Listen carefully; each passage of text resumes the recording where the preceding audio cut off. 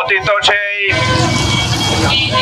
স্বৈরাচারী হাসিনার দোসররা আজকে দেশের বিভিন্ন প্রান্তে প্রান্তে নতুন করে অরাজকতা সৃষ্টি করার জন্য পায়তারা চালাচ্ছে। তারই অংশ হিসেবে নারায়ণগঞ্জের এই শান্ত পরিবেশকে অশান্ত করার জন্য তারা নানা জায়গায় নানা ভোট পরিকল্পনা গ্রহণ করছে। আমরা এর তীব্র প্রতিবাদ এবং নিন্দা জানাচ্ছি। তারা কয়েকদিন আগে দেশের নিরীহ ছাত্র শ্রমিক জনতাকে নৃশংসভাবে প্রায় 2000 মানুষকে হত্যা করেছে। হাজার হাজার ছাত্র জনতাকে তারা গুলি করে নির্মমভাবে আঘাতে আঘাতে জর্জরিত করে তারা তাদের জীবনকে বিপন্ন করে তুলেছিল। সে আওয়ামী ফ্যাসিজম চক্র আবার বাংলাদেশে নতুন চেহারা নিয়ে এই বাংলাদেশে আসবে, এটি বাংলাদেশের মানুষ মেনে নিতে পারে না। সুতরাং সেই জায়গা থেকে এটি শুধু কোনো দলের ইস্যু নয়, এটি হচ্ছে বাংলাদেশের ইস্যু।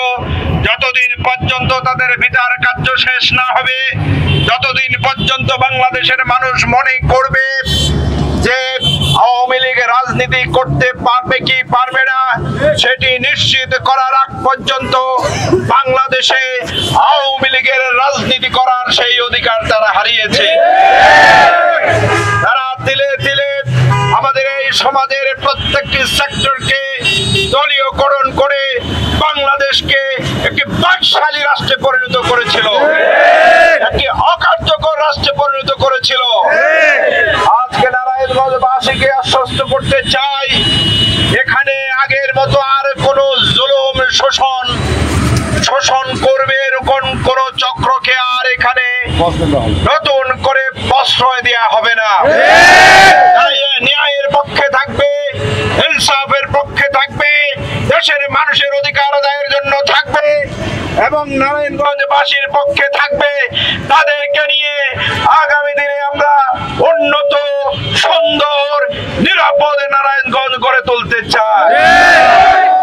সেই জায়গা থেকে আমরা তরুণদেরকে বলবো, যুবকদেরকে বলবো, আমাদের সিনিয়র সিটিজেনদেরকে বলবো, আসুন এই নারায়ণগঞ্জ আমাদের সবার, এই বাংলাদেশ আমাদের সবার। সুতরাং যেই জায়গায় কুচক্রী মহলরা নানাভাবে ষড়যন্ত্র করার জন্য চেষ্টা করবে, আমরা ঐক্যবদ্ধভাবে সবাই মিলে সেই অন্যায়ের বিরুদ্ধে প্রতিবাদ করাই যে আমাদের নৈতিক দায়িত্ব। দেশের আমজনতা মনে করবেন না এটি শুধু জামাতের দায়িত্ব, বিএনপির দায়িত্ব, অন্যান্য দলের দায়িত্ব। খেয়াল রাখবেন, দেশ যদি ভালো না থাকে আপনিও ভালো থাকতে পারবেন না। আপনার সেই নিরপরাধ সন্তান ছাত্র যখন কলেজে গিয়েছিল সে কোনো রাজনৈতিক দল করতো না, শুধুমাত্র সে অন্যায়ের বিরুদ্ধে প্রতিবাদের কারণে সে সময় লেলিয়ে দেয়া সেই প্রশাসনের বাহিনী এবং আওয়ামী লীগের দোসররা অত্যন্ত নির্মমভাবে আপনার সন্তানকে হত্যা করেছিল। আপনি কি সেটি ভুলে গিয়েছেন? সুতরাং সেই জায়গা থেকে কোনো দল মতের ইস্যু নয়, এখানে যারাই বাংলাদেশের স্বাধীনতা সার্বভৌমত্ব নিয়ে ছিনিমিনি খেলবে, জনগণের অধিকার নিয়ে যারা ছিনিমিনি খেলবে, আমাদেরকে যারা বৃদ্ধাঙ্গুলি দেখিয়ে নানা সময় আমাদের অধিকার যারা কেড়ে নিয়েছে, তাদেরকে স্পষ্টভাবে বলতে চাই, বাংলাদেশে আর কোনো শোষণ, নিপীড়ন এগুলো চলতে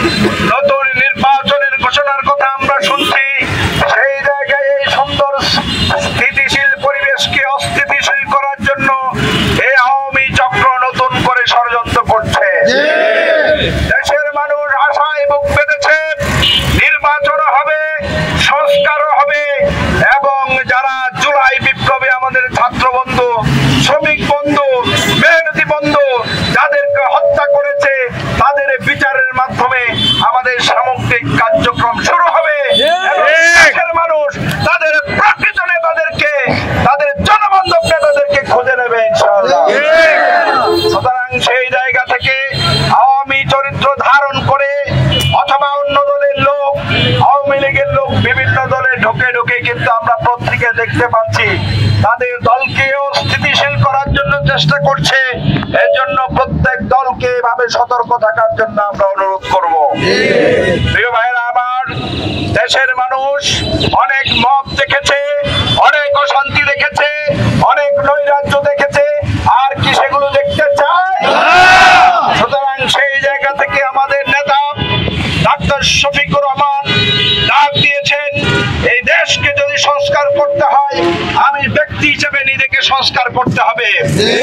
মুহাম্মদ রাসূলুল্লাহ সাল্লাল্লাহু আলাইহি ওয়াসাল্লাম শুধু কথাই নেতাই ছিলেন না, তিনি কাজের মাধ্যমে প্রমাণ করেছেন যিনি নেতা থাকবেন, যিনি মুসলমান থাকবেন, তার কথা এবং কাজে মিল থাকবে।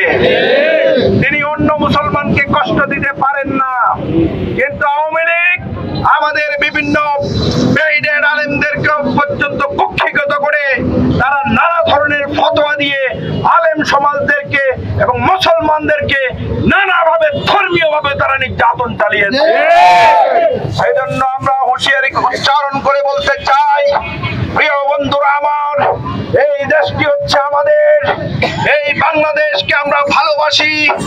এই বাংলাদেশ নিয়ে আশেপাশের কোন দেশের আর কোন দাদাগিরি সহ্য করা যাবে না। এই দেশ আমাদের, এই দেশ কিভাবে পরিচালিত হবে বাংলাদেশের মানুষ সেটি সিদ্ধান্ত গ্রহণ করবে।